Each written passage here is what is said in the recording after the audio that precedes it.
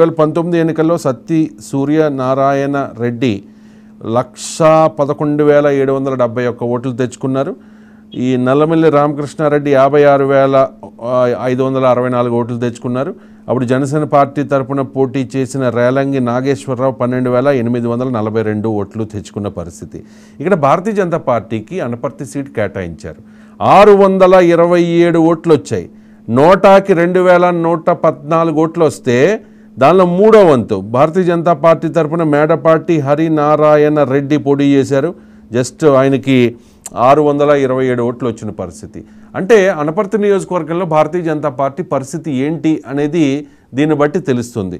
మరి ఎందుకు అక్కడ బలమైన నాయకుడిని కాదని నల్లమిల్లి రామకృష్ణారెడ్డి మంచి కుటుంబ నేపథ్యం, సుదీర్ఘమైన రాజకీయ ప్రస్థానం, తెలుగుదేశం పార్టీలోనే ఎన్నో ఏళ్ల పాటు ఆయన ఉన్నారు. మరి ఏ ఉద్దేశంతో అనపర్తి సీటును భారతీయ జనతా పార్టీకి కేటాయించినట్టు? శివకృష్ణరాజు అక్కడ ఆయన అభ్యర్థి. సో భారతీయ జనతా పార్టీ శ్రేణులు ఇప్పటికే ప్రచారం అక్కడ స్టార్ట్ చేశాయి. శివకృష్ణరాజు ప్రచారం స్టార్ట్ చేశారు నాకున్న సమాచారం మేరకు. ఆయనతో పాటు జనసేన అండ్ టీడీపీ శ్రేణులు కలిసి వెళ్ళి ప్రచారం చేస్తూ ఉన్నాయా క్షేత్రస్థాయిలో అంటే అది అంతంత మాత్రమే. సో ఈ నేపథ్యంలో ఏదైనా మార్పులు చేర్పులు ఉండే అవకాశం ఉందా?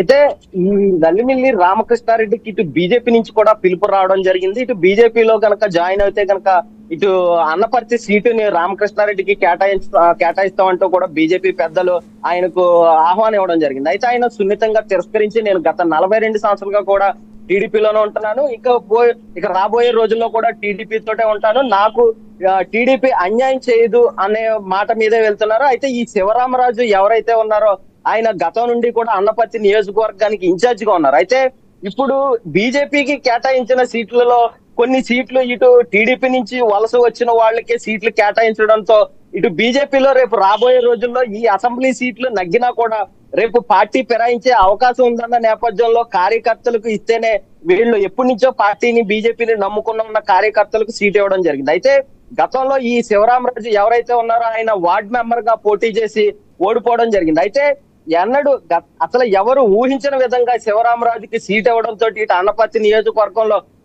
ఒక్కసారిగా గందరగోళం పరిస్థితి ఏర్పడింది. ముఖ్యంగా చూసుకున్నట్లయితే గనక ఈ అన్నపర్తి నియోజకవర్గంలో ఎక్కువ శాతం రెడ్లు ఓటింగ్ ఎక్కువగా ఉంటుంది. అయితే ఇప్పుడు ఈ వైసీపీ నుంచి చూసుకున్నట్లయితే గనక సూర్యనారాయణ రెడ్డి గారు గతంలో 1,00,000 ఓట్లు మెజార్టీతో గెలుపొందడం జరిగింది. ఆయన ఇప్పటికే నియోజకవర్గంలో బలమైన నాయకుడిగా ఉన్నారు. వైసీపీ నుంచి కూడా ఇప్పుడు ఆ సీటు ఆయనకే కేటాయించడం జరిగింది. ఈ నేపథ్యంలో ఆయన ఢీకొట్టాలి అంటే గనక నల్లిమిల్లి రామకృష్ణారెడ్డి అయితేనే ఆయనకు ఢీకొట్టి ఆ అభ్యర్థి అని కూడా నియోజకవర్గంలో ప్రచారం జరుగుతుంది. ఈ రకంగా చూసుకున్నట్లయితే గనక ఇటు అన్నపర్తిలో సీటు మార్చడం వల్ల ఇటు తూర్పుగోదావరి జిల్లా ఎంపీ అభ్యర్థికి కూడా ఇబ్బంది కలిగే పరిస్థితులు అయితే నెలకొంటాయని ముఖ్యంగా చెప్పవచ్చు. ఎందుకంటే ఇటు అన్నపర్తి నియోజకవర్గానికి పరిసర ప్రాంతాల్లో ఎక్కువ శాతం రెడ్లు ఓట్లు అధికంగా ఉంటాయి. ఈ ఎఫెక్ట్ లో ఈ ఓట్లలో భాగంగా కూడా ఇటు తూర్పుగోదావరి జిల్లాకి ఇప్పుడు బీజేపీ నుంచి పురంధేశ్వరి పోటీ చేయనున్నారు. అయితే ఆమె విజయానికి కూడా గండిపడే అవకాశం ఉందని కూడా ఇక్కడ పెద్ద ఎత్తున చర్చ జరుగుతుంది. రవిశంకర్. రైట్ చిరంజీవి రెడ్డి, అది పరిస్థితి చూద్దాం. మరి చాలామంది నాయకులు